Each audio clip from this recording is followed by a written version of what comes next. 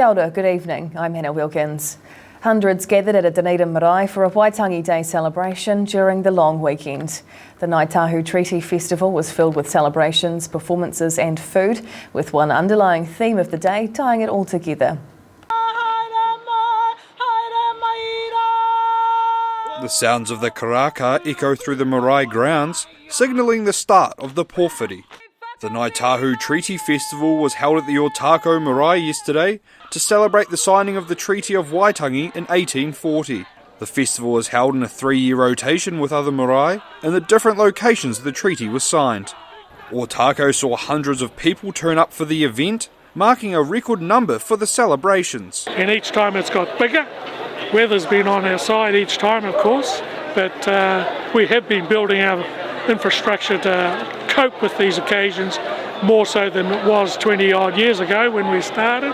The theme behind the day was based around a double-hulled waka, which Alison says is about bringing people together and working as one. So the theme is about that partnership. How do you build that, strengthen that, steady the journey so that it's safe for all and we're achieving good things when it's done well. Visitors were able to enjoy a day of entertainment filled with performances and craft stalls while taking in a piece of local history. In Dunedin, the South today. And in Queenstown, it was the first official Waitangi Day celebrations run by Mana Tahuna in the city. The charitable trust was created just after the COVID-19 pandemic and organised Queenstown's inaugural Te Rā o Waitangi. Getting the bread rolls out and frying the whitebait patties as locals headed to the Queenstown Gardens for Waitangi Day. The day was a collaboration between the charitable trust Mana Tahuna and the Queenstown Lakes District Council, with plenty of music, games and poi practice taking place, all to acknowledge Māori culture. The Waitangi Day celebration in Queenstown initially started off as the Reggae in the Gardens event 20 years ago, as the Webster whānau wanted to commemorate the signing of Te Tiriti o Waitangi and musician Bob Marley's birthday, with the original organisers back on board for this year's event. Hundreds of people came along for the day, with the event doubling up as a fundraiser for local sports groups and organisations. In Queenstown, the South today. New Health Minister Dr Aisha Verrill made her way south last week for an update on the new Dunedin hospital build on just her second day in the job. New Health Minister Dr Aisha Verrill made her way south yesterday for an update on the new Dunedin hospital build on just her second day in the job. She toured the hospital construction site and spoke with managers heading up the complicated build. Verrill, who trained at Dunedin Hospital, has taken a keen interest in the project. She acknowledged that proposed cost-saving design changes have caused concern and uncertainty amongst the community in the face of inflating budgets. Verrill also took time to meet with the mayors of Dunedin and Invercargill, as well as city councillors campaigning to reinstate the original design plans. Dunedin Mayor Jules Raddick claims the meeting with the Health Minister was positive and constructive. However, Raddick says they will continue to campaign to stop planned design cuts to the hospital. Verrill says she will respond to the concerns as soon as possible. In Dunedin, the South today. The small Southland district of Glenham has decided to close its primary school after the roll dropped to just 3 pupils. About 150 members of the community gathered at the school recently, sharing their memories and giving it a proper send-off. It was a little school with a big heart, but unfortunately for the residents of Glenham, doors closed on the classrooms for the last time on Monday. The primary school was closed after consultation with the community after enrolments dwindled to just 3 pupils in 2022. The commissioner appointed to wind up the operation says it's important to take a moment to say farewell. I just really acknowledge all the work that everyone has done before me and all the work that everyone has done to make today a really special celebration. The school's acting principal points out the classrooms have been at the heart of the community for more than a century. We're just short of a couple of years, of 125 years, which is a bit sad that we didn't quite make it. A former pupil in the 1940s fondly remembers daily trips to school with his brother. I had a pony of my own, and for the next 7 years, that was what happened. We rode ponies to school. While more recent attendees reckon it was a great place to grow up. I have some great memories making great friends at the school. The Commissioner believes education resources will be redistributed amongst other local schools, while the acting principal is taking on a new role at the school in Tokanui. In Glenham, the South Today. Dunedin is looking to expand some of its suburbs, with new rules that could unlock land for almost 1,000 new homes across the city. Dunedin City Council announced today potential locations for residential development, with a solid chunk plan for Helensburgh. More areas were also announced, with the proposed zoning decisions placed where the city could grow through greenfields development over the next decade. Rule changes with a focus early on to allow housing intensification within the city. It has been an interesting process, and hopefully it has positive and good outcomes for development in the city. This comes at the tail end of a 4-hearing process for the council's second-generation district plan. The appeal period for the greenfields development ends on March 21st. In Dunedin, the South Today. Still to come on Southern Newsweek, the Otago Southland Rescue Helicopters Trust is upping its services thanks to a major sponsorship, and a day-long share-a-thon in West Otago has brought in a staggering amount of money for local charities.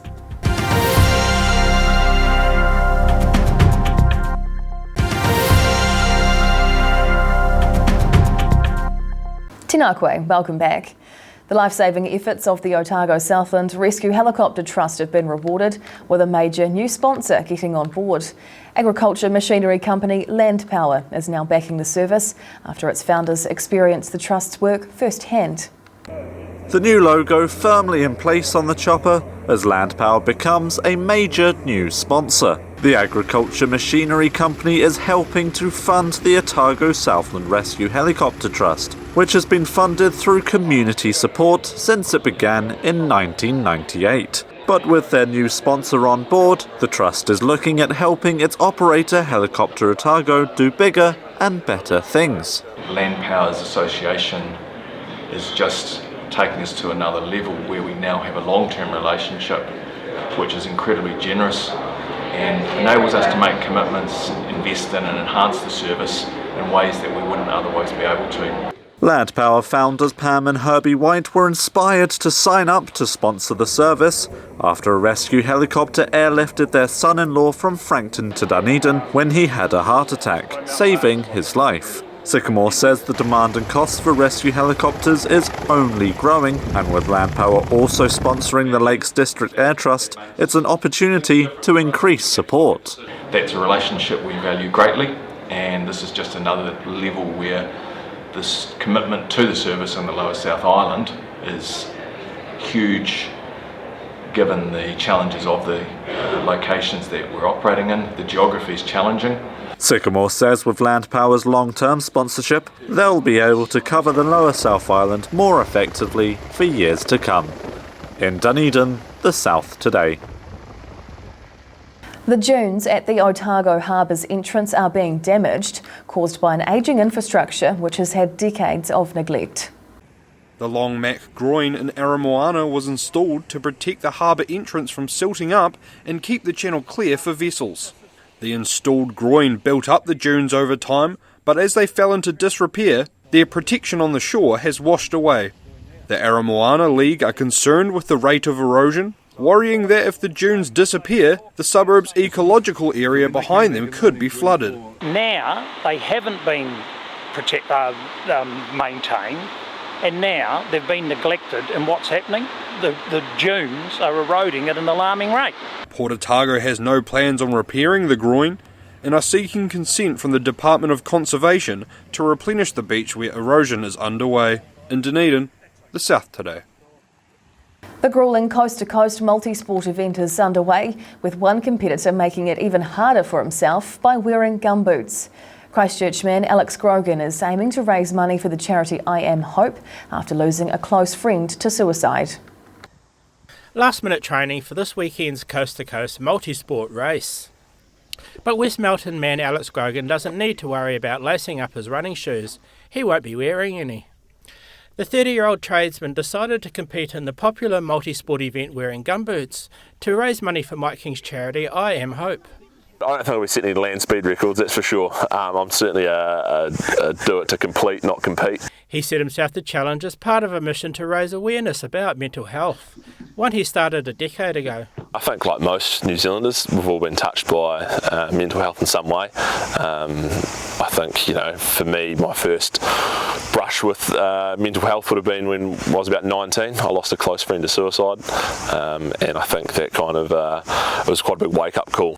Grogan's dubbed his effort the Coast for Hope, with the goal of raising $100 for every kilometre of the 243-kilometre adventure race. And he's well on the way, having already raised more than $18,000 of his $24,300 target. That's something I think is just such a worthy cause, and I'm saying I'm really keen to, throw my weight behind and, take a bit of suffering for a couple of days to help, as many young people as we can. Grogan's self-imposed handicap is likely to slow him down a little. However, many race competitors on the two-day event are expected to reach the New Brighton finish line from 2 p.m. on Saturday.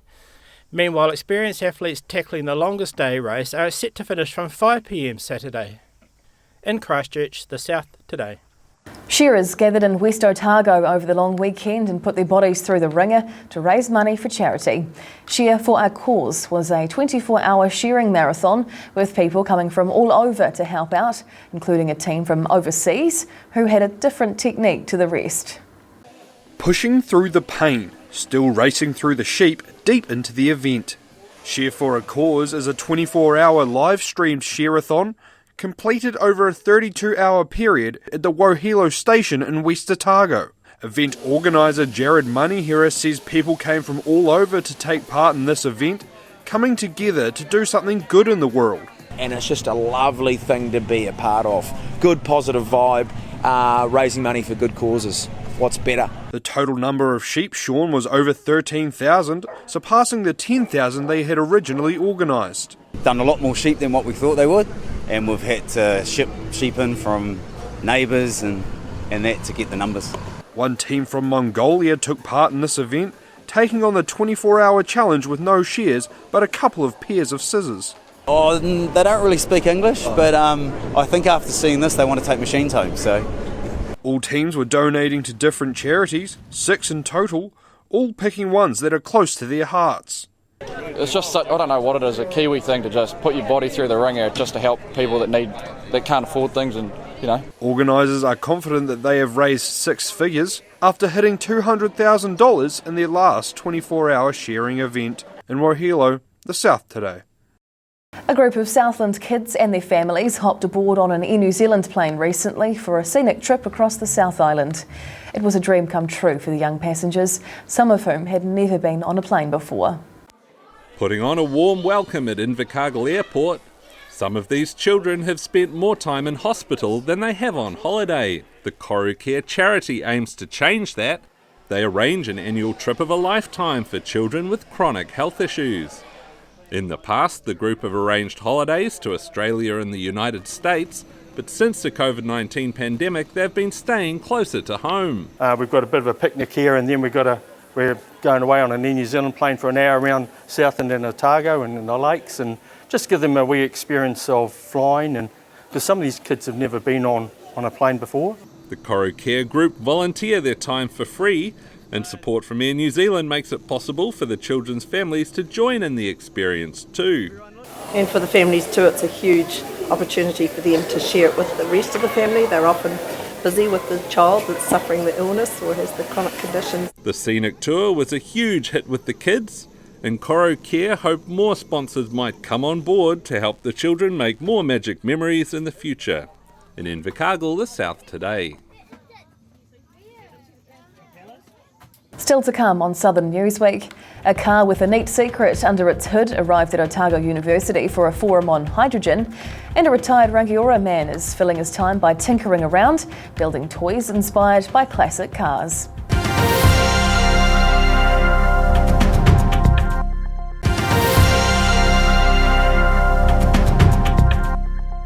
Tēnā koe, welcome back. A futuristic car slipped quietly into town last week on its way to Otago University. The uni is hosting the first New Zealand Hydrogen Symposium, and auto manufacturer Hyundai are on hand to prove the technology is ready for the road. Taking a peek under the hood of the Nexo. According to Hyundai, it's New Zealand's first commercially available hydrogen-driven car. There's no petrol tank under the flap, so finding somewhere to refuel it in New Zealand still poses a bit of a problem. The car's driver says Hyundai can refuel the car in under 3 minutes, and the range is impressive. So it's a pretty special car. It does around, let's say I think it's got a 660k range is our published range.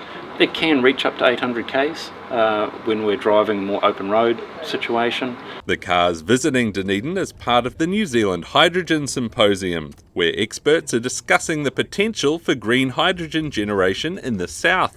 Hyundai reckon there's room for both electric cars and hydrogen fuel cell technology on New Zealand's roads. Shorter distances, battery electric would dominate. Of course, you need to have good sources of battery, recharging abilities. And for heavier, longer distance, we would say hydrogen would be your dominant fuel source. Conference attendees say the plentiful hydropower makes the South Island the perfect place to base a green hydrogen industry. Hyundai are also testing a new electric truck on the roads in partnership with New Zealand Post this year. In Dunedin, the South Today. A Queenstown man is using his electric vehicle to not only drive around his city, but to also power his home. Dave Charlton is thought to have the first house in New Zealand which uses the bi-directional EV charger, with results positive so far. Backing in the future of power, this electric car's not only powering itself, but some of the local neighbourhood as well. Dave Charlton is trialling a prototype EV system in his Queenstown home to see how this new technology might fit into a family's daily life. Yeah, so this is an EV charger, but what's special about this one is not only can it provide power to the car, but it can also pull power back out of the car. So it's what's called a bi-directional charger or a vehicle-to-grid charger. It's an area Charlton follows closely. He's the head of the new energy solutions at the power company Octopus Energy. It's believed his house is the first in New Zealand to have one of these systems fitted. The family charges their EV and hybrid car during off-peak times, then uses the car's battery to power appliances and charge other devices during the day. We can choose to discharge the EVs to provide power back to the home and power our cooking and heat up our hot water. And then in the evening, overnight, we'll then charge the cars back up. He believes they're saving around $400 a year on their power bill, with extra power generated going back into the national grid. So at the moment, this is a prototype, and where you can get them overseas, they're retailing for about $10,000, which is more than what the average consumer here would want to pay for one. But we're hoping in the next few years that we will see this technology, the price of this technology come down. The winter months is where this technology could really shine, helping alleviate the strain on the local power grids and potentially helping reduce power cuts across the region. In Queenstown, the South Today. A Rangiora man is taking vintage sports cars and downsizing them. Retired science teacher Stu Scott spends his time creating pedal cars for friends and family based off some classic vehicles. They rattle, they clatter, and they turn. These small vehicles are 1/4 scale replicas of famous vintage sports cars from the 1920s and earlier, designed for children to drive. Retired science teacher Stu Scott was looking for a project to challenge him in his retirement. He decided to make these small scale replicas as pedal cars for his nieces and nephews, which fitted in with his passion for playing around with things mechanical. It was really a matter of having a long-standing interest in cars, but no space to do much. And then a family member suggested, well, why don't you make a little pedal car? And that's what happened about 17 pedal cars ago. Scott also has a full-size Model T vintage car in his garage and started making the 1/4 scale pedal cars based on other classic models he was fond of. He says he likes the vintage cars because of the stories around them, but reckons they also make good pedal cars. Well, every build I do, I like to have a brand new challenge in each one. Whether it's working with fiberglass, working with aluminium, having a brass era car, or in the last couple I've done, I wanted a motor that was exposed with moving parts. He says part of the challenge is also learning about the history of the different vintage models, with Scott giving away most of his completed vehicles to family and friends. In Rangiora, the South Today. Dunedinites awoke to hot and humid conditions last Friday, and as the cloud burned off, the mercury climbed, cracking 30 degrees just after 11 a.m. The Octagon was almost empty as many scrambled to find respite from the sun, but one local business was still busy churning through the customers. Dishing out relief by the scoopful. The predicted run of scorching weather arrived in Dunedin, sending visitors and locals scrambling to find ways to cool off. Gelato Junkie in the Octagon was making the most of the sunshine, eager to keep the most popular flavours in stock as business surged. We would have been at least twice as busy as we would have expected to be on an average weather day. So yeah, probably turning over twice as much. The team reckon chocolate and cookies and cream remain the most popular flavours, but admitted they were taking advantage of the heat to test out some new recipes. I just churned our first batch of lemon, lime and bitters, which we normally wouldn't really make because it's not suitable for the normal Dunedin weather, which isn't really known for being too tropical. There was just time for a pit stop to refill the new mobile three-wheeled gelato van before it was off to serve overheating patrons on the other side of town. But tomorrow probably will be in Canterbury Bay, yeah, just enjoying, making the most of a beautiful day at the beach. While temperatures hit 30 degrees in the Octagon around 11 a.m, Waitati briefly took the hottest spot nationally, reaching almost 31 degrees. The soaring heat prompted Waka Kotahi to deploy grit trucks to combat melting tar seal on several highways north and south of Dunedin. In Dunedin, the South Today.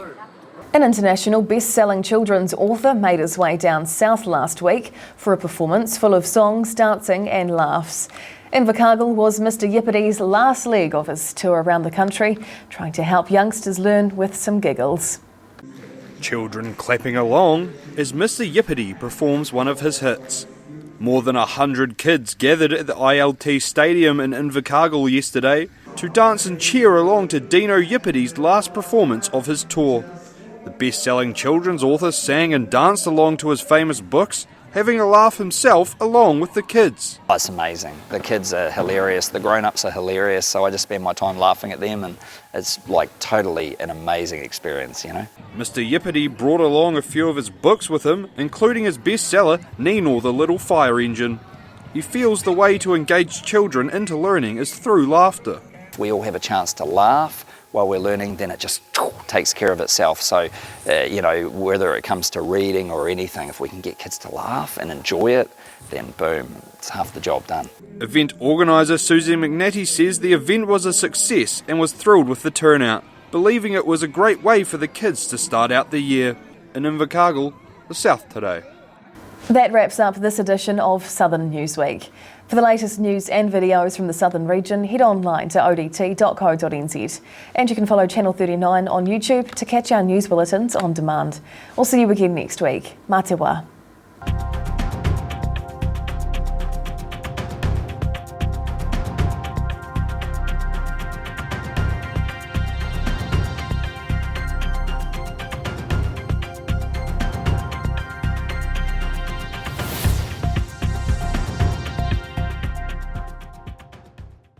Public interest journalism funded through New Zealand On Air.